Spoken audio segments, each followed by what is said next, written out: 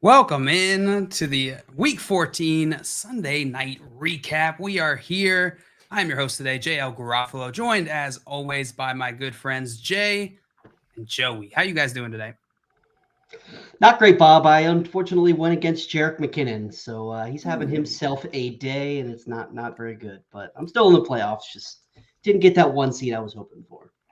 I feel pretty good about those Jerick McKinnon questions we answered this morning, Joey. Yeah. Terrace Marshall caught a pass with his butt. I saw that. His knees butt. Mm-hmm. Knees butt? That's his pretty knees cool butt. That was pretty insane. He somehow caught it with his knees and then did not let it hit the ground and then pulled it in. I was making up a cup of coffee when it happened, and I said, please, Lord God, let him make this catch so that I can open the show on FanDuel saying Terrace Marshall caught a catch with his butt. With his butt. Well, you did.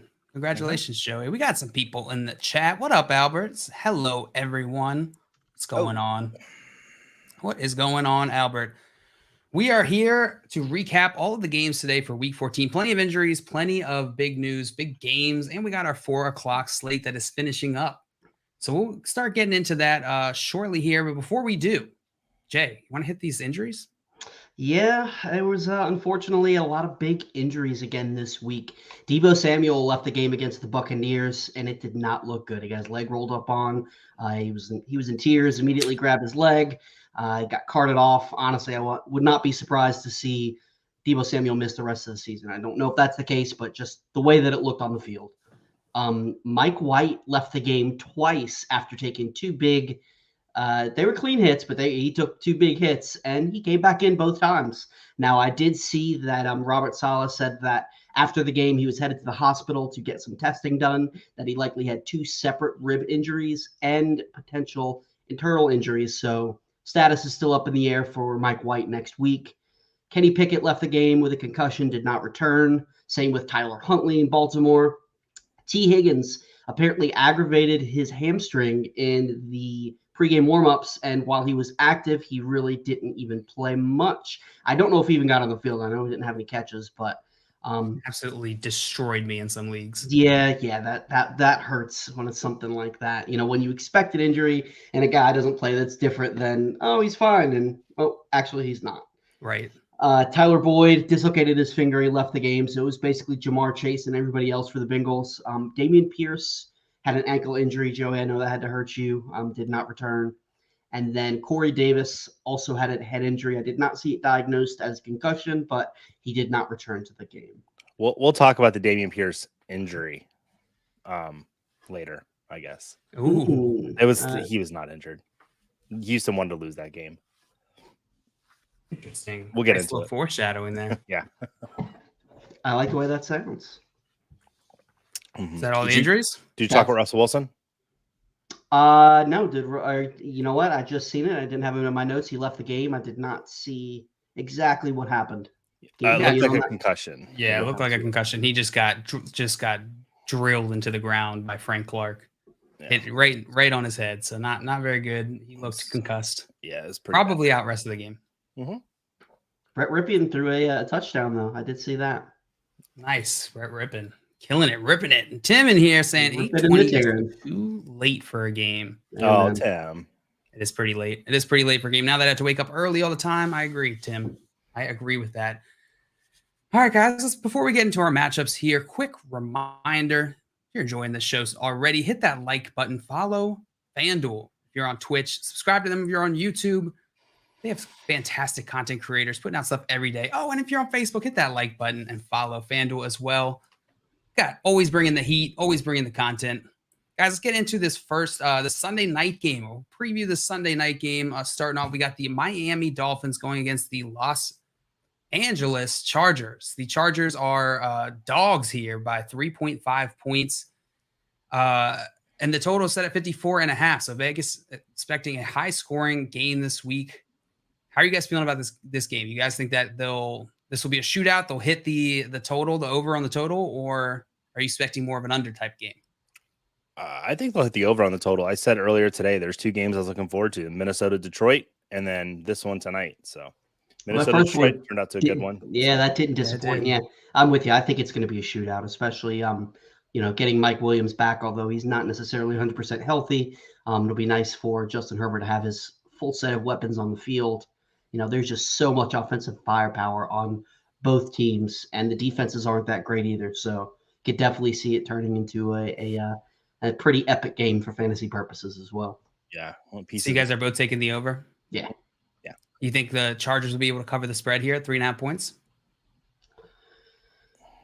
I think Miami's going to win. I don't trust the Chargers. The Chargers, while they're, they feels like every year they're considered a favorite and every year they disappoint.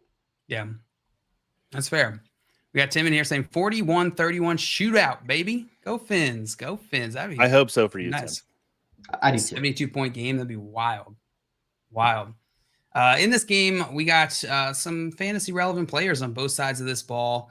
And a couple of them I want to hit on before we move on here is, what are you guys expecting from Jeff Wilson after having a down week last week? I think a lot of people are cooled off of Jeff Wilson. They're a little worried to start him. How are you feeling about Jeff Wilson, and are you willing to start him this week? How do you predict this is going to play out with Raheem Mostert and him? Yeah, last week is a weird game for Jeff Wilson. I think he's just going to bounce right back tonight, get right back in the swing of things with the Dolphins. The Dolphins weren't normally used to trailing so much in a game since Jeff Wilson's arrived, so it was kind of a new scheme for him to play in. I expect him to lead the team in carries tonight and have a great game, honestly. The Chargers are not good against the run, and Jeff Wilson is a very good running back, so he is. I expect him to have a good night. What about you, Jay? Yeah, I'm with Joey on this. The Chargers give up 135 yards per game on the ground, which is the worst in the entire NFL. I still think that this is his backfield. I could see a 60-40 split, but I think that Jeff Wilson gets back on track. I think I could see both guys having a good game, but I started Jeff Wilson pretty comfortably in a couple different places where I had some other options. I just absolutely love the matchup. Yeah, I'm with you guys 100%. Jeff Wilson, I am expecting a bounce back week from another player who a lot of people are worried about in this game is Mike Williams. Mike Williams, Keenan Allen are back. So I want to ask you guys, are you expecting Mike Williams to be eased back in, or for them to go full throttle with Mike Williams this week? How confident are you? It's funny with Mike Williams. I'm more worried about the way he plays football, which is very exciting to watch. He kind of plays recklessly, which leads itself to re-injuries. So that's the only aspect I'm worried about with Mike Williams. I think if they're putting him out there, they're going to give him a full workload in a primetime game. That's supposed to be a high scoring game. I think Mike Williams will be out there a lot, and just hopefully he stays on the field because it's fun watching Mike Williams. Did I say Mike Evans? It's Mike Williams play football. It looks like Mike Evans gets, you just had me say Mike Evans. It looks like Mike Williams gets chokeslammed by the Undertaker every time he catches a ball at the high point, which is the way he goes down. Right. But I'm with you. Yeah, I threw that in there for you.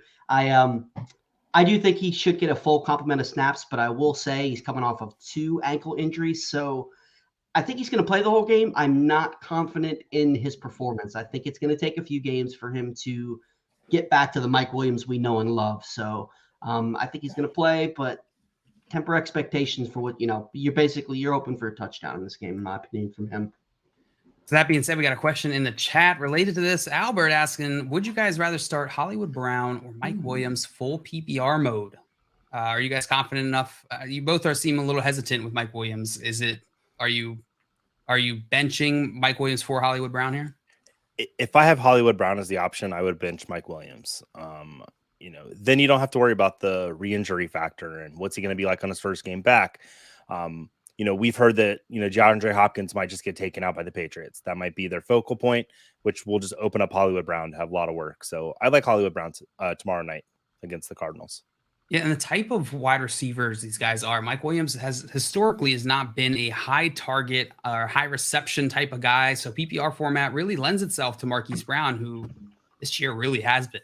He was averaging like 12 to 14 targets a game before he went down with injury. So I think Marquise Brown gets the go ahead here over Mike Williams for me by a decent amount. Yeah, clean sweep. I can agree with everything you guys said. So with Mike Williams being in, how are you guys feeling about Gerald Everett, Josh Palmer, some of these ancillary pieces on the Chargers team? Are you guys confident starting them? Everett because of the position he plays. If he, because he plays tight end, I would be fine starting him. But outside of that, and Keenan Allen is the other one I would start in this game. But other than that, no. I think Palmer's a flex play, and that's pretty much what you expect when the Chargers have their full complement of weapons. So. Especially with Mike Williams being banged up, I could see him still having a pretty decent game. But, he's been flirting with that wide receiver 2 type level of production, and I don't think you're going to get that out of Palmer. Yeah, I'm with you guys. All right, let's get into our first recap matchup here. We have Minnesota Vikings going against the Detroit Lions. The Detroit Lions were able to pull out a win in this game. It's pretty shocking, I think, to most people, 34-23. Yeah, Detroit Lions win a back and forth game against the division rival Minnesota Vikings to stay alive in the playoff hunt. And Detroit has won 5 of their last 6. Of the most exciting teams in the NFL, for sure. On the Lions side of the ball, Jared Goff, he's the current QB3 on the week with 26.10 fantasy points. He was 27 for 39, 330 yards passing, and 3 touchdowns. A very efficient day. Jared Goff at home, So Jared Goff at home this season. 277 yards and 2.5 touchdowns per game. The fantasy playoffs begin next week. Jared Goff and the Lions play at the Jets, at the Panthers, and home against the Chicago Bears in the next 3 weeks. If you stream quarterback this season, do you trust Jared Goff to help you win a fantasy championship? Yeah. I mean, why not? I'm pretty sure his schedule is pretty nice going forward. I will double check that. But Jared Goff on that offense, he has been slinging it. I love to see it. It just depends on your other options. Superflex, 100%. He's an every week starter. 1 QB leagues, at the Jets kind of scares me. The other 2 is at the Jets, at Carolina, and home at Chicago. Carolina and Chicago, 100%. I'm willing to start them. At the Jets, as good as their secondary is, especially if Mike White is banged up and they do go back to Joe Flacco, who knows what this offense is going to look like for the Jets. They might not have to go out and score a lot of points to win the game. So 1 QB leagues, I'd be a little hesitant next week against the Jets. But other than that, he's proven time and time again. And it came out today that the Detroit Lions said that they don't believe he's a bridge quarterback, that they trust Jared Goff to be the quarterback of the future. Whether that's true or not, I don't know, especially with the high pick. If maybe they draft a rookie. But he's been playing really well this season, and he's definitely earned himself some recognition. Yeah, absolutely. Yeah, that Bears game week 17 is like circling it already. Like I'm so excited. I'm a big stream quarterback guy, so my 2 quarterbacks are Jared Goff and Justin Fields. So that'll be fun to figure out which one I'm going to play that week. Ooh, I do like that. Yeah, I feel like I wouldn't mind sitting them against the Jets if I can. But yeah, exactly. I completely agree with Jay there. Awesome. Lions receive the Jared Goffense, baby. From Tim Jared Goffense. I like that. Love it. Lions receiving game. 3 separate Lions receivers scored a touchdown in this game. DJ Chark with 6 receptions for 94 yards and a touchdown. Josh Reynolds had 5 receptions for 51 yards and a touchdown. And Jameson Williams' first career reception, only one of the game. That's all he needed, 41-yard touchdown. Amon-Ra St. Brown didn't score a touchdown, but he was still involved today. 6 for 68. He still looks like the leader of the pride of this offense. Ooh, I I like didn't write that. that down. That was completely improv. That was You're welcome. beautiful. I Good know. Thank you. job. Well Thank done. you. Lions running game, Jamal Williams. He led the backfield today, 16 carries for 37 yards. DeAndre Swift, 6 carries for 21 yards, 3 receptions for 18 yards. But even though the Lions won this game, they were not the only team involved because the Vikings were fighting the whole game. Kirk Cousins, current QB4 on the week, 25 fantasy points for the week, 31 for 41, 425 passing yards and 2 touchdowns. Dalvin Cook had a disappointing day, 15 carries for 23 yards, did salvage it with a touchdown though. Justin Jefferson had a monster game, 11 receptions, 223 receiving yards. Massive. Adam Thielen's second game against the Lions this season with over 60 yards and a touchdown. And I want to talk about TJ Hawkinson a little bit. 6 for 77 over his since he's been with the Vikings, 36 receptions, 302 yards and a touchdown. We talked a lot about the tight end Glob at Front Yard Fantasy. So I want to find out where TJ Hawkinson is falling for you guys in the Glob or if he's out of the Glob. So what tight end would you rather start rest of the season? TJ Hawkinson or Pat Freiermuth? Ooh. That's a very good one. I think I'm going to give the nod to Freiermuth, but ever so slightly. All right. JL, what do you think?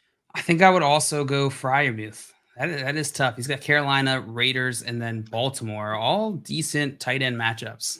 And, who knows? Kenny Pickett went out with a concussion. So if Mitch Trubisky, old Milky Trubisky, if he's back there, who knows what this offense is going to look like. Yeah. Milky Trubisky's best year in the NFL, though, is when he leaned on Trey Burton when he was with the Bears. So if he targets his tight ends, he tends to do well. But I hope Pickett's back. So TJ Hawkinson or David Njoku? David Njoku. Okay. Yeah, I'm going to go TJ Hawkinson. Although I do like Njoku. I just I'm having a little hard time trusting Deshaun Watson the way that he's looked so far early this season, or early in his season. Excellent. I would go to Hawkinson on this one too. And then the last one. This is the hardest one for me. Dalton Schultz or TJ Hawkinson? Dalton Schultz. Oh, or TJ. I'm going to go Dalton Schultz. Okay. Yeah, I'm going to go Schultz as well. I trust his place in the offense more. Awesome. Yeah, love this game today. I called it the game of the day. Hopefully tonight's game tops it because it would be really fun. And I do have to say, for me personally, I feel like TJ Hawkinson is above the Glob now. In Detroit, he had not been.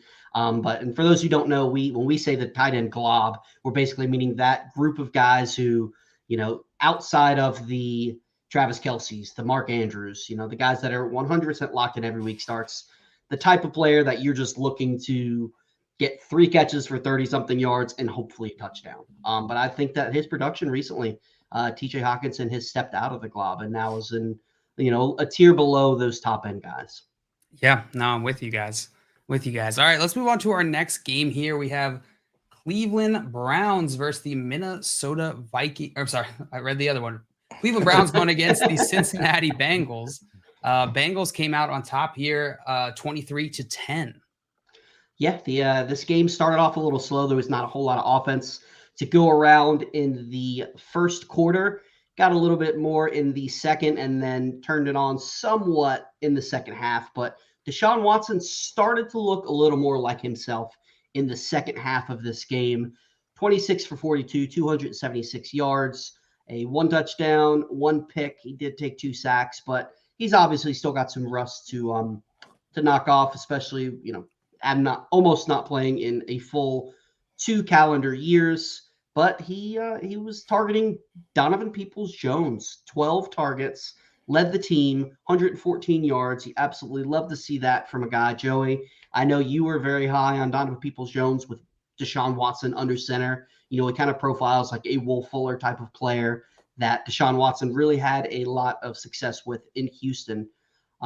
Where do you put Donovan Peoples-Jones for the rest of the season? Is he somebody that you're comfortable starting every week, or is it matchup based? Where do you rank him? For DPJ, it's matchup based for me. I'm glad to see this usage with him, with Watson. That's kind of what I was expecting. I don't like the victory lap, but I was like, okay, this just seems like it will be right. And so far it seems like it's right, but that's 2 weeks. So let's not go too far. I still think Amari Cooper is the best receiver in this offense. I do think this year is a true like on the road at home thing for type season for Amari Cooper, because he's been awful on the road, but at home he's been really good. Yeah, DPJ, man, he dropped an end zone catch too. A touch. It was so beautiful, and it just hit him right in the chest. Oh, he just dropped it. It's brutal. Yeah, absolutely. Like you were talking about, David Njoku had a very productive game as well. 9 targets, 7 catches, 59 yards, and a touchdown. And man, the one he reached for that first down. I don't know if you guys saw the play. There was a pretty clutch, I believe it was in the second half, that he just made an absolutely brilliant play. I'd love to see it. I'm with you, although Amari Cooper did not have that great of a day. I love Amari Cooper. He's one of the best route runners in the league. One of my favorite players. Better days are ahead for him. Yep. On the ground for the Browns, though, really would have hoped you would have got a little more out of Nick Chubb. 14 carries, 34 yards, no touchdowns. He did get a little usage through the passing game, but this was the concern with Nick Chubb for this season, where Deshaun Watson was able to, he rushed the ball for six carries, 33 yards. Instead of rushing with Nick Chubb, it was rushing with Deshaun Watson. Do you have any concern rest of the season for Nick Chubb? He's really been locked in as a RB1 most of the season. What do you think his outlook is for the fantasy playoffs? I think looking at this game right here, this is truly just a bad matchup for them. Like the Bengals, they do have a good run defense. I'm still firing Nick Chubb up as a top 5 running back every week. There's no reason that I would sit Nick Chubb. I can't even imagine the players I would have had to pick up on the waiver wire. Maybe a Rashad White on a great matchup. I'd maybe start over Nick Chubb, but I like Nick Chubb rest of the season. Watson being there doesn't deter me as much. I'm with you. Yeah, I would even have a hard time starting Rashad White as good as he's looked over a guy like Nick Chubb, because he's getting the goal line work. He's going to get, 12 to 14 carries at minimum. If it's a game where they're up, he's going to get even more than that. So it's encouraging to see him get 3 targets as well. So chipped in there. I'm with you. I'm not too concerned about Nick Chubb for the fantasy playoffs. JL, do you have any concern for Nick Chubb? No. They will, I think, probably run a little bit less now that they can throw with Deshaun Watson, but not worried. You got him this far. Just keep rolling him out. Yep. And on the Bengals side of the ball, Joe Burrow had another solid game. He lost both T. Higgins and Tyler Boyd. So to be able to throw 2 touchdowns, only had 239 passing yards, but he still looked good. Didn't really need to air the ball out the way that the Cleveland Browns offense looked. Jamar Chase is good at football. 15 targets, 10 receptions, 119 yards, and a touchdown. He's top 3 up there with Stephon Diggs and Justin Jefferson. Really not much to be said about him. But with the other guys out, nobody really got hyper-targeted outside of Jamar Chase. I mean, the leading target getter for the team outside of Jamar Chase, Samaje Perine, Trent Taylor after him. I'm having a hard time even recognizing these names. So, depending on what happens with T. Higgins and Tyler Boyd, Jamar Chase could even be more amazing than he has been if he's the only guy in the field and Joe Burrow is just continually hyper-targeting him. Yeah, I'm with you. We had Geek Hippie come in and say, "Hi, guys. What up, Geek?" What's up, Geek? What's Welcome happening? in. We got Scamper saying, "Gonna need some big Sunday Night Football / Monday Night Football performances to make the dance." You got this, Mr. Scampers. They can't have a dance without you. No. I would like to see a cat dance. Is it like all cats or is it like all animals? Scamp, can you clarify that for us in the chat? Be much appreciated. Are you meaning is the dance like mix of cats and animals, like interspecies, or are you asking whether all cats dance? Yes. Okay. Clarify both questions for us, Scampers. Yes, please. Yep. We got Bobby in here saying Brooks said hello and wants to know why you're not talking to him. He said you were talking to your friends.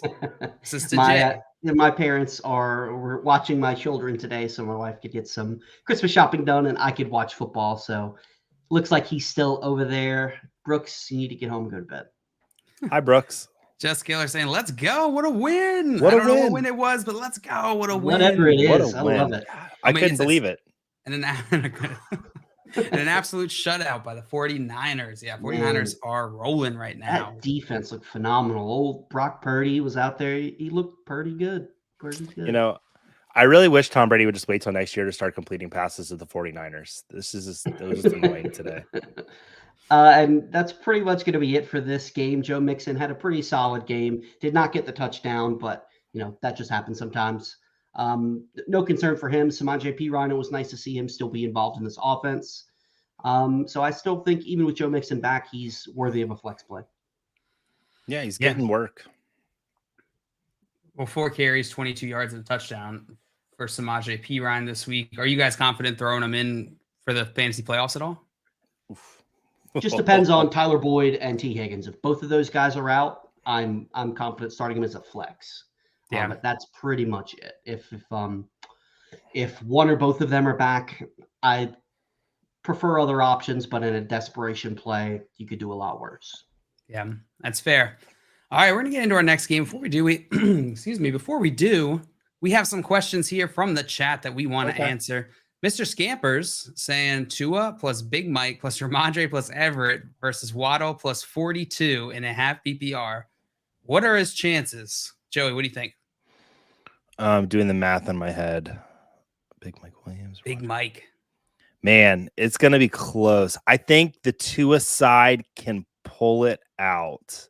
Oh, but then they got Waddle. So I get back to me on the Scampers. I want to see who ends up winning this. I can't give you an answer, but tell me what happens. But I'll go with the Tua side. Yeah, I'm going to go with Tua side as well, especially only being half PPR. If it was full PPR, I'd lean a little more towards the Waddle side. But yeah, I'm with you guys. Tua side for me as well. We got Matthew in here. What up, Matthew? Said, who should I start, Josh Palmer or Raheem Mostert? I'm also starting Jeff Wilson. What do you guys think about that? Yeah, the fact that you're starting Jeff Wilson kind of makes the decision easy for me. While I do like the matchup and could see both Mostert and Jeff Wilson having big games, I think it's more likely that Jeff Wilson lead the way and Josh Palmer with Mike Williams banged up having a productive game as well. By you, Joey? Yeah, I would lean Josh Palmer. It's close for me. I'm kind of down on Josh Palmer if Mike Williams is back.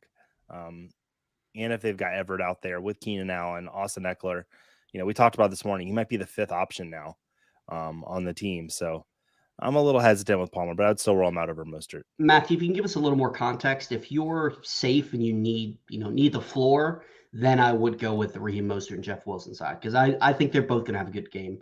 But if you need that upside, then I lean more towards Josh Palmer, because if Jeff Wilson has a huge game, then Raheem Mostert might not and vice versa. Yeah, I think my strategy here would typically, I think hedging makes sense here, actually. Going Raheem Mostert, throwing him in, they're close enough. I'd rather at least get one of the Miami Dolphins running backs to whichever one is likely to pop off in this game. Maybe they both are duds. It's a possibility. But if you're getting blown out by your league mate or you need a lot from these guys, then go Josh Palmer and Jeff Wilson. Good question. Very good question. Oh, and Just Killer saying the Chiefs win was what he's talking about. Nice. That was a close one. They Denver really looked decent. Yeah. I know. Yeah, they did. It's like that Houston Texans and Dallas Cowboys game. Shouldn't have been that close. Should not have been that close. And Scamper said co-ed, mixed species, break only. There you go. It took me a minute to realize it clicked, but yeah. I got it though. I'm here. Geek said I need a Sunday night comeback. Yes. All right. And just gonna say, why does Joey look like Ricky Gervais a bit? I kind of see it. Some people would take that as an insult. I take that as the highest compliment. Ricky Gervais is one of my favorite human beings on this planet. Thank you so much. He's ugly as fuck, though. FanDuel, I censored it. Yeah, he didn't say it. Can't get mad, Daddy FanDuel. Scares that steer clear of the giraffes. It's basically like Wipeout with them whipping around. Oh Lord, what an image! What a painting you picture. Yeah, just I could see cats and giraffes and like just nothing but cats and giraffes, and that's it. No other animals. The chaos. I love it. I'm already saying stuff, guys. Hope you clinch some playoff spots. Appreciate you, Marty. Good to see you, my friend. I did clinch some playoff spots. I got to buy in one league. I'm hyped. Yeah, Jerick McKinnon cost me a buy. And I'm pretty Ouch. upset about that. So In my main home league, I need DeAndre Carter to score under like 11 points. That's That's a fair shot at happening. 64% you got. It's that close. It's I'm going to be there. up all So night you watching. know this is going to be the DeAndre Carter game, right? Like he's I'll going be to get so like mad. that You're last drive. You're he's gonna forced to get- like sweat out an under here. You're just Right, sitting there that's the hoping worst. DeAndre Carter. That's Yeah. I'm the absolute highest worst. scoring team in the league, sitting at 6 and 7, Oh, and on the bubble. It's so annoying. Yeah. fantasy, So baby. annoying. Fantasy. And we got Geek in here asking Sherfield, is Trent Sherfield a good play Miami tonight? I like it, like especially in DFS. Like, give me Trent Sherfield. Miami's been using him this year, and he's exciting to watch. I don't mind it as a play. Like, I'm assuming like in a flex, I don't mind it at all. Yeah, I'm with you. But DFS, go ahead, Jay. I'll let you go. He's a low flex for me. Like I'm not super excited. I don't think it's likely he's going to be very featured tonight. But yeah, if you have a desperation play, you want to throw Trent Sherfield in there, go for it. You get 10 points, you're pumped. He's a high dart scoring throw. He's a dart dart throw in a yeah. high scoring game. Yes. Yeah, absolutely. And Matthew coming in with some context that need more upside. My opponent has Everett as well, and he's up 10 right now. Yeah, then that makes it easy for me, Palmer and Jeff Yeah. Wilson. 100%. And one more before we go on to our next game. Just Killer asking question, not that I do fantasy, but who would you put in, Diggs or Jefferson? Yes, please. Yeah. To both. Yeah. If you had to choose Diggs or Jefferson. I would choose good. I'd go Jefferson because the Vikings defense is worse than the Bills defense. So more likely to get in shootouts versus the Bills, especially with the weather getting colder in Buffalo. Could see some more slower paced games where running the ball is more the focus. Yeah, Justin Jefferson's my number one overall player right now going into next year. Like, I would take him if I had the 101. I would take Justin Jefferson at this point. Yep, I'm with you guys. All right, let's move on to our next game. Before I do, Tim says Ingold is 1,900 as a crazy cheap flex. McDaniel loves him too. Yeah, he does. Maybe go Ingold there. All right, guys, let's get into our next game. It's the New York Jets at the Buffalo Bills. Bills pulled out a win here, 20-12. Another game that probably should have been not as close as it was, but regardless, the Bills pulled out a win here. Mike White starting for the New York Jets. Zach Wilson a scratch here, but Mike White was injured in this game. He had 27 completions, 44 attempts, 268 yards. He did, like I mentioned, he was injured at some point during this game, but he did come back in. Joe Flacco came in to relieve him when he was injured and ended up fumbling. And Mike White was able to come back after getting hit in the chest. It seemed like maybe the wind knocked out of him or just hit real hard in the chest. 10.72 fantasy points for Mike White, which isn't fantastic. For most fantasy managers, are probably expecting more than that. Are you guys comfortable starting Mike White in the playoffs? Fantasy football playoffs, to be specific. Comfortable? No. Am I willing to do it? Yes, especially next week going against Detroit, which could potentially be a shootout. Detroit coming there. Yeah. Right. Like I said earlier, he's got 2 separate rib injuries, potentially some internal injuries as well. So, even if he is able to play next week, he might be a little limited if he's dealing with some chest pain. I said one of his injuries was pretty rough because he's got that dog in him. Okay. He's got that dog in him. All right, so moving on here. Donovan Knight, the running backs for the New York Jets. Yeah. Donovan Knight, Bam Knight, the man, 17 carries, 71 yards, and a touchdown. Compared to Michael Carter's 5 carries for 5 yards, no touchdowns. Michael Carter coming back from injury this week. And a lot of people were concerned whether Michael Carter coming back was going to displace Donovan Knight from his nice little run he's been on. What do you think assuming that he is now the running back 1 for this team, what's his ceiling for the rest of the season or fantasy football playoffs, which should start for most leagues next week? Yes. He's got the Detroit Lions, Jacksonville Jaguars, and the New York Jets as his fantasy football playoff matchups. What's his ceiling? I don't necessarily like him against the Lions next week. And I know that's kind of crazy, but the Lions' run defense has been really good. They're only bad against running quarterbacks is really it. Outside of that, I like Donovan Knight the rest of the season a lot. I think he's probably one of the most asked about players this morning on the morning show. Everyone was asking Zonovan Knight questions, and we were a little nervous because of Michael Carter. But then they came out and said Zonovan Knight is going to get the bulk of the carries, and they weren't lying. Look right there. I think today's game is a best case scenario. I think you get this out of them, you should be really happy. Yeah, and I agree pretty much with everything that you said, Joey. I will say, I do think next week against Detroit is going to be a tough matchup because like Detroit has played well against the opposing running backs, but being at home in the cold, I could see a situation where volume's going to be enough. You know, he's going to get goal line work. You're really excited to see this with Michael Carter back. The two matchups after that, I mean, Jacksonville and Seattle, who are giving a ton of fantasy points to opposing running backs. I think Zonovan Knight could potentially wind up being one of these late season pickups that turns into a league winner. Yeah, he's looked fantastic. This Jets offense is moving. They're making it work. And Joe Flacco, Mike White really here. They're passing. They're passing a ton. 44 attempts today. And Zonovan Knight has been getting some receiving work. Two targets, 2 receptions, 6 yards. It didn't add a ton to his score, but if you're playing in PPR leagues, that's 2 points added there. And I expect them to work more into the receiving game as we go. He's the RB2 in my mind. I think he's RB2 ceiling. Yeah. I would not be surprised to see him put up some top 12 weeks though against both Jacksonville and Seattle, the way that they've looked against running backs. Not banking on it by any means, but if he winds up getting in the end zone two times, it can happen. Yeah, absolutely. Moving on to the receivers for this Jets offense. Garrett Wilson, 13.8 fantasy points. Elijah Moore, 12 fantasy points. Tyler Conklin, 7.8.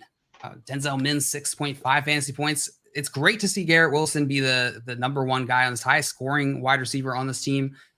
And it's nice to see Elijah Moore get worked in. He's the highest targeted player on this team with 10 targets, 6 receptions, 60 yards this week. That's pretty awesome considering a lot of people were worried. We've all been worried about Elijah Moore in the beginning of the season. Are you guys, are you confident enough, comfortable enough throwing him in your lineup next week? I'm not. The way that I've seen him just completely disappear, this team doesn't necessarily see him as a top option. It took Corey Davis getting injured for him to get this type of target share. I love Elijah Moore. I was very high on him coming into the season. Unfortunately, it has not worked out. I think the talent's there. But with the fantasy playoffs, I can't trust just one game sample size for him to be put in my lineups. Now, if Corey Davis is out, maybe as a flex play, especially with the matchup against the Lions, but it's definitely you're taking a big risk. Anything to add, Joey? No, I mean, I agree with Jay, but I'm a little more comfortable rolling Elijah Moore out there next week against the Lions. Today we were saying we all want to get pieces of this Detroit-Minnesota matchup. And with Mike White, the offense has really been cooking. And Elijah Moore, second best receiving option on this team in my mind. And I don't mind putting him out there. I really don't. Outside of that, I'm very nervous. Like in one league, I got DJ Moore today, and he gave me 0.8 fantasy points. He had 2 rushing attempts. I'm livid with DJ Moore. He is on my bench. I am plugging Elijah Moore in. No problem at all. So it is like a flex type of play. Yeah. Joey, has that changed for you if Corey Davis is active next week? No. Like I'm fine with all 3 of these guys next week. Just Detroit, they can't defend receivers.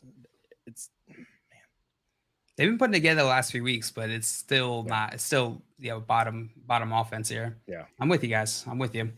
Moving on to the Bills side of this ball, Josh Allen had a decent game, 20.58 fantasy points, 16 incompletions on 27 attempts for 147 yards and a touchdown.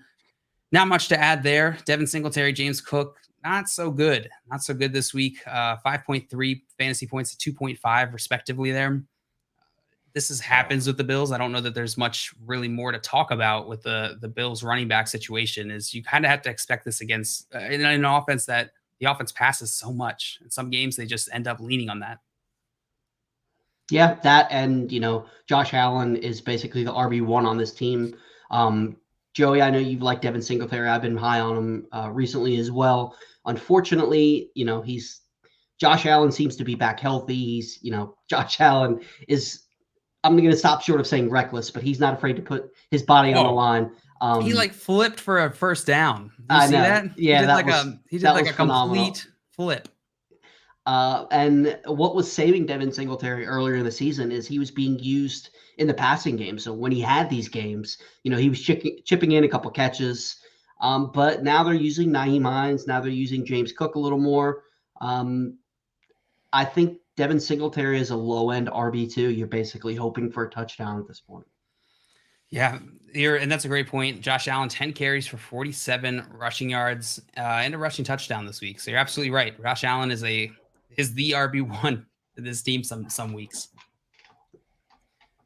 A bit disappointing from the receiving side. Stephon Diggs and Gabe Davis and Isaiah McKenzie all had less than 7 fantasy points this week. The only bright spot, the lone bright spot, was tight end Dawson Knox, who had himself a game. 4 receptions, 7 targets, 41 yards, and a touchdown from Dawson Knox. When things go well, Dawson Knox is the best. It's too bad it's not very consistent. No. The definition of a tight end glob type of tight end. 4 catches, 41 yards.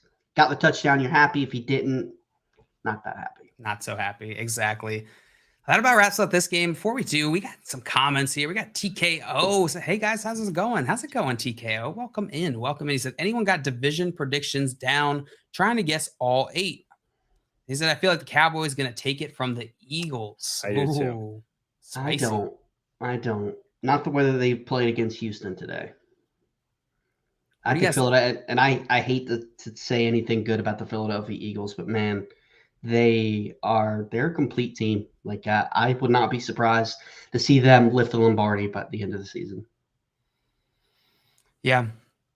Division. So as far as division predictions go, I think I wouldn't bet on the Cowboys taking it from the Eagles, but it's absolutely possible. You got all the chalk ones. Maybe a less chalky one is the Dolphins. Dolphins potentially winning their division. The Lions are technically not out of the running for the division. They would basically have to win out, and the Vikings would have to lose out, but it's still fun to think about. I think the one that's most up for grabs is the NFC South, as much as it pains me to say. But, Carolina, did they beat Seattle today, or did Seattle come back and win that game? They were winning. I don't think they won. Nope, they lost. Carolina won. Yes, 30-24. So now Carolina and Atlanta are a game back of Tampa Bay, and Tampa Bay is playing like garbage. So I wouldn't be surprised to see the Falcons maybe Desmond Ridder is the answer for this offense, and they can pull out a couple wins. I've got a bold one for you. I think that the Jaguars are going to come back and win the AFC South. They put a hurting on Tennessee today. Tennessee is basically Derrick Henry, and that's it. And that was it's gonna be hard. It's gonna be hard to come back though and win that. Titans are they're only 7-5. 2 games behind them, and they beat them today. 7-6, and now they're 5-8. Yeah, they're only 2 games behind them, and they beat them. Wow. If Lamar's out for a while, the Bengals could take the AFC North. Yeah. Oh, that's a great point, Joey. Yeah, we have to wait and see for that. Yeah. Great question, TKO. Thanks, Great TKO. question. Our next game we got to get into here is the Jacksonville Jaguars against the Tennessee Titans. We just talked about them. Let's get into that one here. The Jacksonville Jaguars won this game 36-22. Ladies and gentlemen, welcome to the Evan Ingram game. The Jaguars scored, I know, right? 29 answer points after trailing early in this game, 14-7. And the Jaguars win comes on the hands, legs, and back of Evan Ingram. Evan Ingram loves breakfast, if you didn't know that. Loves bacon, loves eggs. He had 11 receptions for 162 yards and 2 touchdowns. Career day for Ingram. I love to see it. Good. Jay? Huh? Did you have something to say? Okay, I was going to say, yeah. Well, I started Evan Ingram in a tight end premium league at a flex position, and he got me 44.7 points. Oh, He got me 45 points in Fishbowl. I was very, very excited. I don't think I started him anywhere. On the Jaguars side of the ball, Trevor Lawrence, 30 for 42, 368 yards, 3 touchdowns passing, and 1 rushing touchdown. Hey, run it in there, Trevor. He's the current QB1 on the week. That's exciting to see. And this is Lawrence's second 300-yard plus 300 300-yard plus 3-touchdown game in the last 3 games. So he is really having a season here. He's to end turned the it out. corner. I think he's turned the corner. I think he's locked in as a QB1. Unless you've got, the Josh Allens, the Lamar Jacksons, you're starting Trevor Lawrence from here on out. I mean, he's turning guys like Christian Kirk, Zay Jones, and Evan Ingram into fantasy stars. And don't forget, he gets Calvin Ridley next year. So, I mean, the JL, I know you have to be excited as a Clemson fan, as a Trevor Lawrence fan. Hogs up for Trevor Lawrence, man, because he just looks phenomenal. Big hog. Big fat hog right there, Trevor Lawrence. Zay Jones, receiver, 8 receptions, 77 yards, and a touchdown. So this is Zay's 3rd game out of 4 with at least 14 fantasy points. Today was also his 5th double-digit target game of the season. What's your comfort level with starting Zay Jones the rest of the season, guys? Pretty high. I'm pretty confident in Zay Jones. He's been highly targeted. I could pull up his target number here in a minute, but he's been highly targeted on this team. So I view him as the wide receiver 2 behind Christian Kirk. Mm-hmm. Yeah, I think he's an every week start. I think, wide receiver 2, flex play, especially with the schedule that the Jaguars have coming up. Jay, I know you've touched on that a few times here recently. I think he's an every week start, as good as Trevor Lawrence has looked. And, Christian Kirk, while I think it's more of a 1A and 1B situation versus, Christian Kirk has been the best wide receiver on this team. But as we've seen here recently, Trevor Lawrence isn't afraid to go to Zay Jones.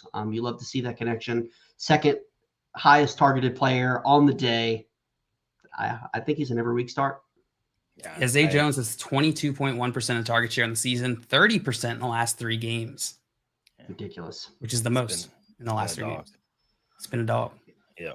Christian Kirk. Oh, good. Tim saying Trevor's showing up this year, and I love it. Me too. Me too, Tim. It's fun to see. Christian Kirk, 5 receptions, 45 yards. Travis Etienne had a tough matchup today against a very stingy Tennessee run defense, so I wouldn't read into it too much. 17 carries for 32 yards. On the Tennessee Titans side of the ball, it's kind of the Derrick Henry show again. He owns the Jaguars. Solid game as usual. 20 total touches, 155 yards, and a touchdown. I do believe this broke a streak, though, for Derrick Henry of 3 games where he had 2 touchdowns in each game against the Jaguars. So sorry, Derrick Henry, just 1. But he is the king of the stiff arm. He had some stiff arms today that were insane. Best. Just unbelievable. The Titans tight ends kind of were. Oh, go ahead, Jay. I was just say Derrick Henry's just fun to watch play football. Yeah, he is. Titans tight ends showed up today. Austin Hooper, 5 receptions for 68 yards, but most notably, FYF champion streaming option of the week, Chigo Okonkwo. I said it right because I looked it up. Who finished with 6 receptions for 45 yards and a touchdown.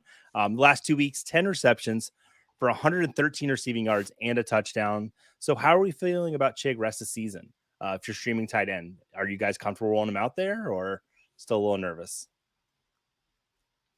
Comfortable is not the proper word. It's okay. He's firmly in the glob. Yeah, he's in the glob. And if Treylon Burks is able to come back, then honestly, I'm not really that interested. I think that has a lot to do with it. This isn't a high-scoring passing offense, and if he's back, I think Robert Woods. You saw Austin Hooper still get 5 targets as well. So yeah, it depends on Treylon Burks. Yeah, I'm with you, Jay. This is a touchdown dependent, decent tight end option, streaming tight end option. Perfect. Nick Westbrook, had 3 receptions, 23 yards, and he did have a touchdown. So it was kind of a popular streaming option for a lot of people this week, and he at least salvaged your day with a touchdown, double-digit fantasy points. So you can't really complain about that too much. Joey, I give you some credit. You're hitting the nail on the head on some of these tough pronunciations. It's well done. Just wanted to shout you out on that. So with Chig, he went on his Twitter and he put it out there to sound it out, and so I put it in exactly the way he said it. Nice. Whatever works. That's beautiful. I love it. Chig Okonkwo. Chig Okonkwo. He said it's really not that hard, people, and then he put it. It's not. It's really not. All right, I take back my compliment. Thank you.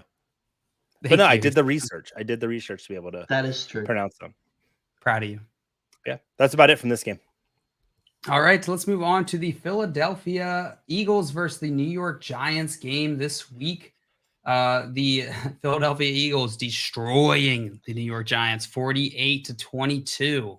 Yeah, they put a big old butt whooping on the Giants, and it wasn't even, even though it doesn't look close, it wasn't even this close because the backups got put in, and Tyrod Taylor was threw one of the touchdowns for the Giants to Richie James. Just pure domination from every aspect. Philadelphia Eagles, like I said, there's not much to say about their offense. I mean, Jalen Hurts is top 3 fantasy quarterback in this league. He's able to get it done on the ground. 77 yards and a rushing touchdown, threw 2 touchdowns. A.J. Brown, disappointing, I guess you could say, with such a high score. You would hope he maybe got more than 4 catches for 70 yards and a touchdown. But Miles Sanders he had 0 touchdowns last year. And I think this is 10 or 11 for him. I'm not sure. I know it's somewhere around there. But an absolute monster game. There was some talk that Boston Scott coming back could eat into his work. And, Boston Scott did get a touchdown, but you're not concerned when Miles Sanders gets 144, 2 touchdowns, and chips in a catch as well. Absolutely. Devonta Smith is, playing well with Jalen Hurts. Jalen Hurts threw the ball 31 times, which you'd love to see from a run-first offense.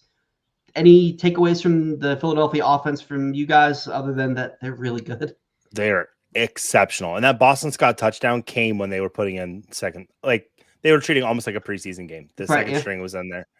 So that's when that Boston Scott touchdown happened. But, man, every aspect of this offense looks fantastic. Yeah, Miles Sanders looked amazing. 17 carries, 144 yards, 2 touchdowns. Man, I've been a Miles Sanders doubter for so long, and I don't think I can be anymore. Not on this offense. Yeah, it hurts. Like I've said a few times on the show before, I finally gave up. I gave in that he's just not going to get the touches. And this year he does, and he looks absolutely fantastic. But on the Giants side of the ball, Daniel Jones basically had a Daniel Jones game. 169 yards, nice. 1 touchdown to Isaiah Hodgins, who's, he's caught some touchdowns here recently. But the real story for the Giants is Saquon Barkley with a pretty disappointing game.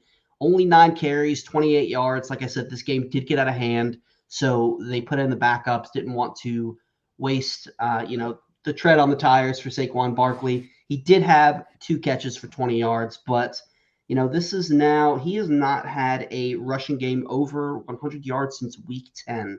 Got another tough matchup against Washington next week, then 2 good ones against Minnesota and Indianapolis. Are you guys concerned for Saquon Barkley's production in the fantasy playoffs? No. I mean, he's on a team that isn't fantastic, so this is bound to happen, right? The offensive line is not great. I expect Saquon Barkley to be Saquon Barkley. You can't bench him during the fantasy playoffs, regardless of what his matchups look like. Joey, anything to add? No, I completely agree. I mean, it's Saquon Barkley, so it's hard for me to say, I'm worried about because, I feel good about him. Yeah, well, Richie James has led the way for the Giants. 9 targets, 7 catches, 61 yards, and a touchdown. It's his 3rd game in the last 4 where he's had over double-digit points. Is he somebody that you guys are interested as a flex play for the fantasy playoffs? I picked him up for Scott Fishbowl and left him on my bench because I was like, well, I forget who I had to drop. Somebody was injured for the rest of the year, and I was like, well, I'm going to pick someone up. And listen, I might actually think about rolling him out there next week. I'm glad I already have him. But yeah, he's definitely somebody to consider in leagues where you have like 2 or 3 flexes. Yeah, I agree with Joey. That's pretty much it from this game. It being a blowout. There was just not a whole lot of interesting facts to talk about. Darius Slayton has come on here recently, but, tough matchup against a very stout Philadelphia secondary. Not surprised to see him disappoint this week. And I think he'll be fine. Yeah, I'm with you. All right, let's move on to our next game here. The Baltimore Ravens at the Pittsburgh Steelers. This game, the Ravens won 16-14, very low scoring.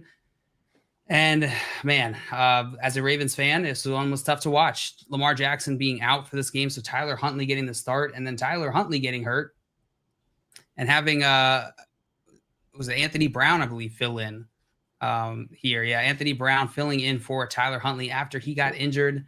Ravens only threw 17 times for 11 completions that went for 104 yards. So very, very low passing game for the Ravens here. After Tyler Huntley was injured, Anthony Brown came in. How are you guys feeling about without Lamar here? How are you guys feeling about this Tyler Huntley situation? Do you think that assuming that he comes back next week, he's not injured, do you think that Huntley is worth streaming?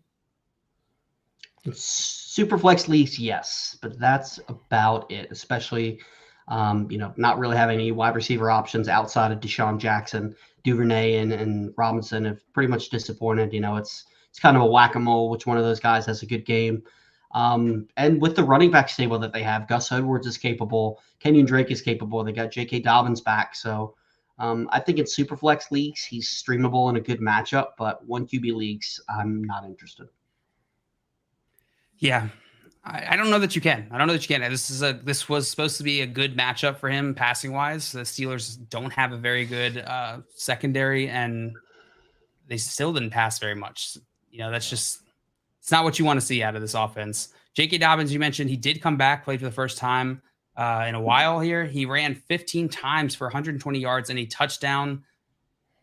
This is great to see. It's great to see they're not easing him back in, but man, he didn't look quite as explosive as he used to look. There was one. I'm glad you brought that up because I was thinking the exact same thing. Yeah, they gave him the workload, which is fantastic to see, but man, you could tell the leg is bothering him. He wasn't running as fast.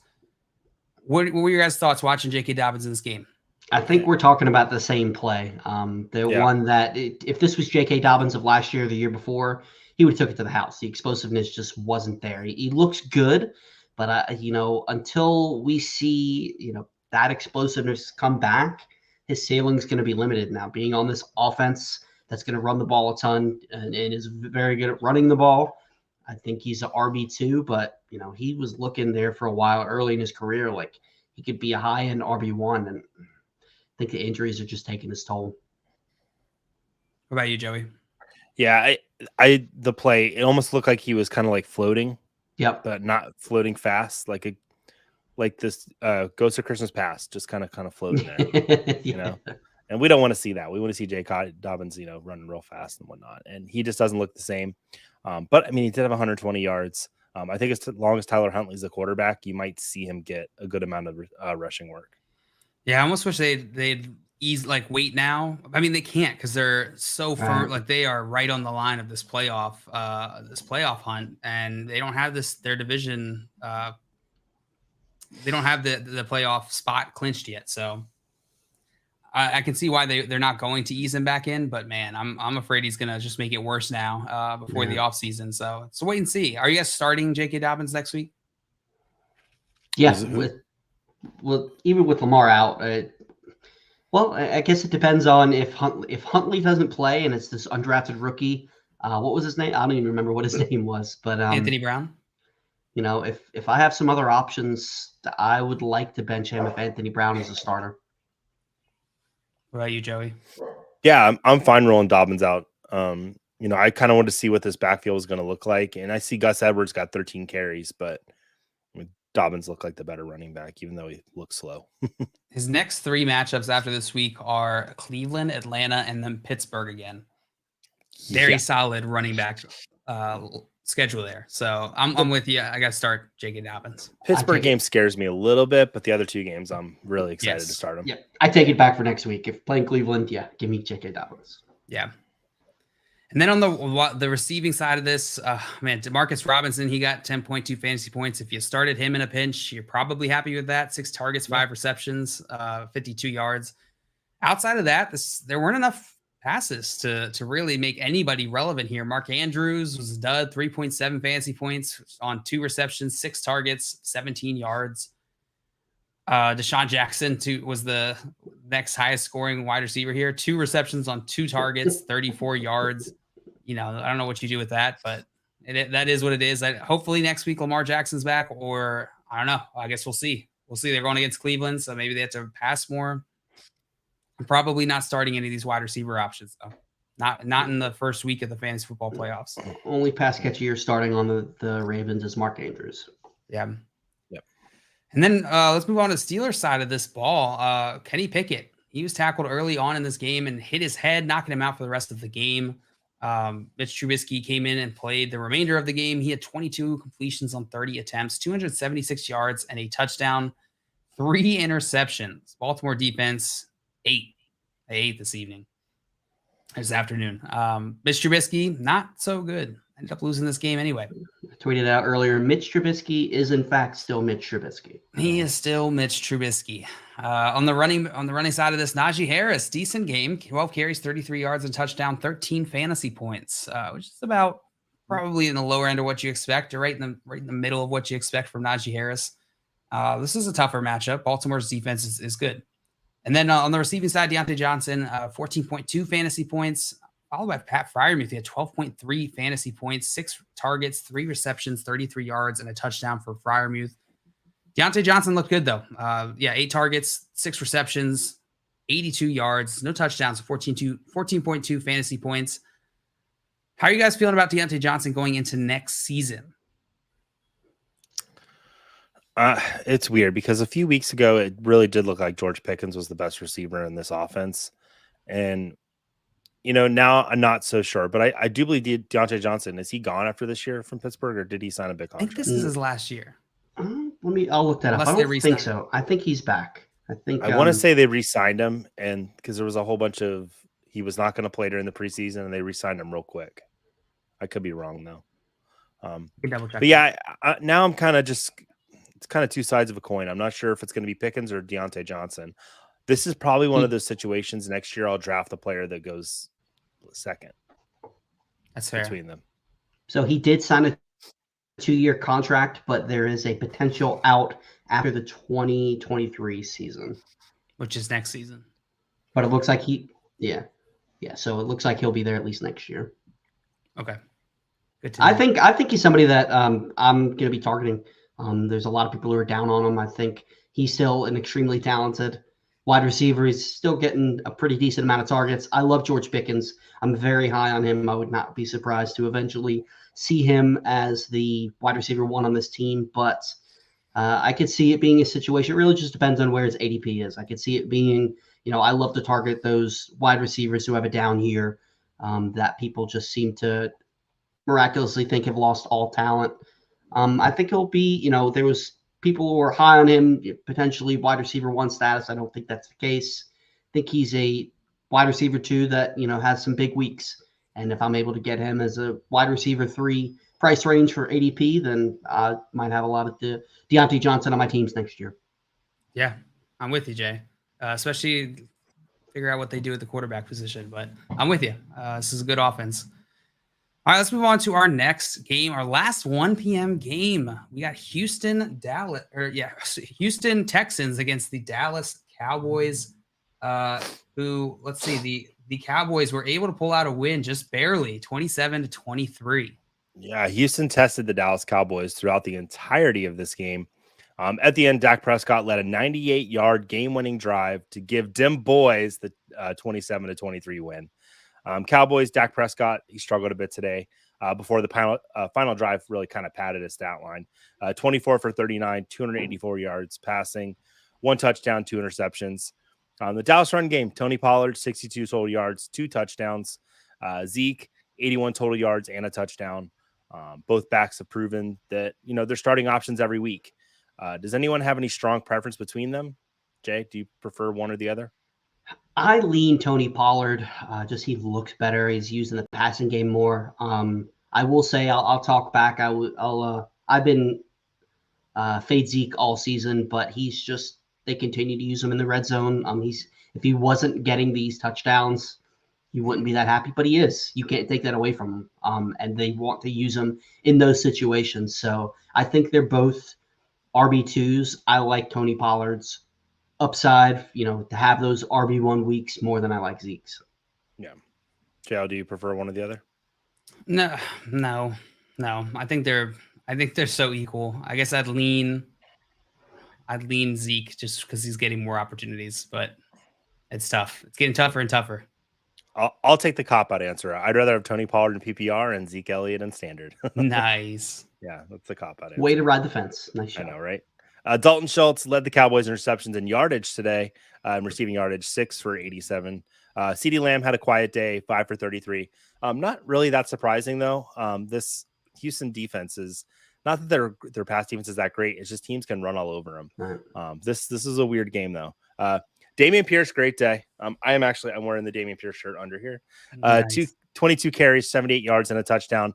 Notably, and we foreshadowed this early in the game, notably pulled from the game, clinching red zone situation for the Texans with an ankle injury, although he was featured on the sideline bouncing up and down. I truly do think the Texans wanted to lose this game because Dameon Pierce, I didn't see the play that he went down injured, but everyone was wondering, why is he not out there? They didn't see the play either. And then when they showed him on the sideline, kind of bounce up and down as the team was trying to get in the end zone, which they did not get in the end zone. They gave it to Rex Birdhead 3 times. Rex Birdhead. Yeah. I'm all over the place. Is he not real either? Because birds aren't real. Yeah, it's true. So I think Dameon Pierce will be fine. He'll be back next week in another game that they'll probably want to lose. But Chris Moore season, 10 receptions, 124 yards. I was texting with Andrew Cooper during the game. We were so excited. So we told a lot of people today, he's a desperation flex if you need him, and he definitely came through. Love when those work out. Yeah, filling in for Nico Collins and Brandon Cooks. So what do you guys think on the waiver wire? Are you guys good to add Chris Moore? Or are you comfortable starting him? Or is it only if Nico and Brandon Cooks are out? Spurghead. Only if they're out. I can't try, especially, the Texans were playing QB carousel. They had Jeff Driscoll and whatever the other bum's name is. Davis Mills. Yeah. Kyle Allen. Yeah, Kyle. I'm not. I like Nico Collins a lot if he's back. I can't trust this. If both guys are out, then desperation play. But yeah, you can't trust it. So the last 3 games, he had 11 targets this week, 3 targets the week before, 3 targets the week before that. So yeah, I'm not reading into an 11 target game in which they were leading the Dallas Cowboys somehow. There is a caveat there, though.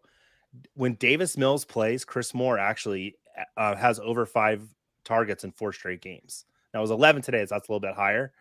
So I'm wondering if it's a Davis Mills thing. Like, he likes Chris Moore, so he features him. Could be. I don't know. We'll see. I just wanted to add, Joey, your conspiracy theory that they were trying to lose the game. I don't see Lovie Smith as the type of coach to do something like that. He seems to me to be the type of guy that he's going to play his heart out. It doesn't matter if they're 0-16. He wants to win football games. I would normally agree with you on that. Although I watched that 98-yard drive, and I've not seen a more open defensive play than when Kansas let that World War II veteran run down the field to score a touchdown. It was really bad. Well done. Yeah. That's all I have from this game. All right, let's move. Something afoot with this one. Nothing afoot. We got Baseball Master in here. Said, are there any good props for the Dolphins game tonight? Ooh, any good props you guys are eyeing? What's Trent Sherfield at? What's his over under yardage wise? I can tell you shortly once I pull them up. I bet the over under on receptions is like 2.5 for him. I might put some money on that. You pull him? Sherfield? Yeah. I don't see any props for Sherfield. Over. The over on this. Oh wait, okay. There's 32.5 receiving yards, 2.5 receptions. Oh, I called it. I can't. I like the 2.5 reception. Me too. You didn't take the under on that? Oh, I would take the over on it. You're taking the over? I think this game's going to be a shootout, and he's going to be involved in it. If between the two, I take the over just because I could see him breaking a long play for a touchdown, like he seemed to do. So I played a couple with I took the over on Waddle and Tyreek Hill on receptions. I believe the 7.5 for Tyreek Hill's receptions and 5.5 for Jalen Waddle receptions. They've just been getting so much, and I feel like that's just gonna continue tonight. What's the yard? Do you have them in front of you by any chance? For what? The yardage for Tua, because I think Tua is going to go off tonight. Passing yardage? Yes. 292.5. So basically, you're looking. Yeah, I'm going to go over. I think it's going to be a huge game for him. That's pretty high. That's pretty what they high. want. That's why they do that. They want you to think that it's too high. I can't do it. Yeah, Isn't maybe. Derwin James out tonight? That's a good question. I don't know. I believe he is out this evening, which will help Tua get those numbers a little easier. For sure. Jack saying I got Tua tonight, so let's go Tua. Let's go Tua. Jack. Right. Jack. I like your last name. And Jack saying, Jack saying, if you're using any Houston Texan at this point, your team is doomed. Doomed. Joey, how do you feel that as a Damian Pierce truther? Listen, here's another example. The game was competitive. If the game is somewhat within 2 scores, Damian Pierce is going to be great. Week in and week out, he's shown that he is a competent running back in this league. I'm so excited to start him next season when Texans want to start trying to win games again. Because if you haven't heard, they tried to lose this game today, and I'll have more conspiracy theories tomorrow. And I don't mind Nico Collins as well, especially with as much garbage time as there is. He's been pretty decent. So he's back. Not excited to start him, but I think he's decent option. All right, let's move on to our next game, and we are coming up here close to Sunday Night Football. So we're gonna hit 1 or 2 more games, then we'll probably get going, watch some football. But while we're here, let's go with Kansas City, Denver Broncos. The Kansas City Chiefs were able to pull out a win 34-28. Yeah, this was starting to look like a blowout. The beginning of the game, they got 2 touchdowns, 2 field goals, and Denver just looked like Denver had looked all season. I don't know what clicked, but Russell Wilson started to look like the Russell Wilson from Seattle. 247 passing yards, 3 touchdowns. Jerry Jeudy had himself a game as well. 8 catches, 73 yards, 3 reception touchdowns. That's the type of production you love to see out of Jerry Jeudy. But Patrick Mahomes, although he did have a high yardage total, he threw 3 interceptions. He did not look like the Patrick Mahomes you would expect to see. The Patrick Mahomes that we've seen most of this season, 352 passing yards, 3 passing touchdowns, 2 to, of course, Jerick McKinnon, who had 6 carries for 22 yards, 7 receptions, 112 receiving yards, and 2 receiving touchdowns. It hurts to say because, as I've said about 16 times this show, it cost me the number 1 seed in my home league, and it hurts my heart. So, but you have to love it. Jerick McKinnon, he's somebody that this is not expected every week by any means, but with his usage in this high-octane offense, he's the pass-catching back. It seems to have come down to Pacheco is the guy between the 20s, and then third down pass catching, Jerick McKinnon's the guy. You guys, is he a flex starter next week for you guys, or somebody that this is just a fluke? Yeah, he helped me knock some guy out of the number 1 seed in the league by playing McKinnon today, so I like him a lot. Now, he's getting used in this Kansas City Chiefs offense the way you want to see him get used. With the skill set for Patrick Mahomes. I think this is what we're kind of hoping CEH would become, and it's just kind of fallen to the wayside. So I'm actually very confident starting McKinnon going for the rest of the season. And I still like Pacheco too for what his work's going to be. Yeah. Yeah, but McKinnon's getting a lot of that goal line work, which is helping him. 6 carries versus Pacheco's 13. Pacheco's still the number 1 in my mind in this team, but Jerick McKinnon is absolutely flexible week in, week out. Yeah, and you like to see Pacheco getting some work through the air as well. 3 catches for 23 yards. You love to see him chip in that as well on top of it. So I'm with you guys. Travis Kelce didn't have that great of a game, but he had the targets. He dropped a couple passes that he normally wouldn't have. One was in the end zone. Obviously, you're not concerned about Travis Kelce, but it's nice to see Juju have a pretty solid game as well. 9 receptions, 74 yards, and a touchdown. He could have had even more. He wound up with a touchdown on the day, and you like to see that after he was dealing with some injuries. On the Broncos side of the ball, really, although Russell Wilson looked good, he did leave the game with a concussion. We have to see what's going to happen with him if he's going to miss a game. Otherwise, it's Brett Rypien, or however you say his name. Brett Rypien. Going to be under center for the Broncos. Johnson. Brett Johnson. Yeah, that works too. Brett Johnson. Ripping my Johnson. Whoa. Shouldn't have said that one. No, definitely should not have said Remember when I one. censored myself earlier in the show? Yeah. Yeah, that's pretty much it from this game. It's How are you gonna go through this game without mentioning Jerry, MF, and Judy, man? 33.3 points. I mentioned him Three earlier. You talked about him? We talked about him. We hit him. Dang. Russell Wilson looked good. I'll say that. Russell Wilson, he not at the start of the game, but he finished the game strong, at least until he got injured. Yeah. It was good to see. I'm glad to see him maybe getting a little bit of that confidence back. If Russell Wilson isn't starting under center, are you guys comfortable starting Judy next week? No. Dulcich is being the only one I'm comfortable starting. Yeah. Even then, is more. And then that's not saying much. That is not saying much. All right, we're gonna get on to our last game that we're gonna hit today. We got the Tampa Bay Buccaneers going against the San Francisco 49ers, and the 49ers 35-7. Yeah. They won this game. Yeah, I'm glad that I get to talk about this as the Bucs fan. The only promising play for the Bucs in this game was a Mike Evans 61-yard touchdown pass. Sadly, it was called back on holding penalty. Yeah, everything that was else brutal for the Bucs today was dog poop. It was all 49ers. 4 separate 49ers players had touchdowns. Christian McCaffrey with 2. Brock Purdy had a rushing touchdown. Brandon Ayuk had a touchdown. Deebo Samuel had a touchdown, and though he did leave the game injured. And I put these notes when they were up 28-0. I'm sure some other 49ers, maybe one of the cheerleaders scored a touchdown on the Bucs too. I don't know. Just an embarrassing performance from the Buccaneers today. It's been a few weeks now that we've had to see Tom Brady have fourth quarter comebacks for the Bucs to pull out these wins. I don't even think they're a lock to win this division anymore. I'm very concerned about the Buccaneers. You can see that Mason with 11 carries for 56 yards. That all came when the 49ers mainly pulled their starters.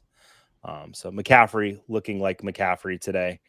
And it's funny, the Buccaneers allowed the least amount of receiving yardage to running backs coming into this game, period, on the season. And now they're kind of middle of the pack after one game against Christian McCaffrey. Wild. So, yeah. Yeah, I Christian mean, McCaffrey looked fantastic. He really did. Brock Purdy looked, I'm going to say it. He looked pretty good. I mean, I think good. In super flex leagues, you could do worse. I mean, next week, they play on Thursday. They play Seattle, which is going to be a good matchup for them. It is a short week. You might be willing, if you're in a desperate place, throw Purdy out there. And congratulations, JL. Anytime Ray McLeod gets to show up on the screen, I know you're happy about that. Sure. 1 catch for 11 yards. So congratulations. 3 carries for 7 yards. Yeah. Can you pull up the Buccaneers running? So Rachaad White, 13 carries, 56 yards. You like to see that. 5 receptions, 21 yards. Good job, Rachaad White. Fournette, 4 carries for 13 yards, 6 receptions for 33 yards, 7.6 fantasy points. And all of Mike Evans' work came in the second half. He had 0 points at halftime. Yeah, they're really struggling in the red zone, man. There was that, what was it, the second quarter, I believe? They were on like the 3-yard line and couldn't put it in. Just it's tough. This father time seems to be finally catching up with Tom Brady.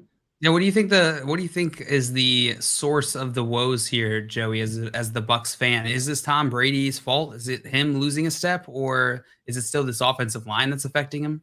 I think it's a perfect storm. There's the whole thing that Giselle was a witch and pulled her magic off of him when the divorce. But let's not talk about that.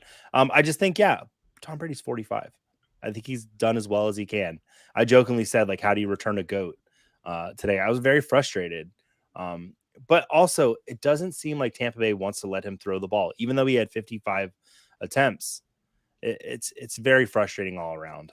And people have found that you can throw on the Bucs now. You don't have to be able to run the ball. You can now throw it. So, man, Hootie was right next to my head doing this on the screen, and it really just scared me. God. It happens. Hootie from Hootie and the Blowfish? Is that what you're talking about? Okay. Darius Rucker. Like, all of a right. sudden, there's 2 fingers like flying at my face. Okay. I guess he want me to hold his hand. All right, is that all for this one? Just let it cry sometimes. Mm-hmm. All right, Sunday Night Football is about to start. We're going to get out of here. We appreciate it as you spend your Sunday evening with us recapping these games. If you enjoyed it, do me a favor, hit that like button on YouTube or Facebook. Subscribe to FanDuel on YouTube. Follow them on Facebook and Twitch. They are constantly putting out great content creators. every single day. So make sure you are following, and we will see you next week. Sunday recap, week 15. Good luck. See you on another time. Bye, everybody. Bye.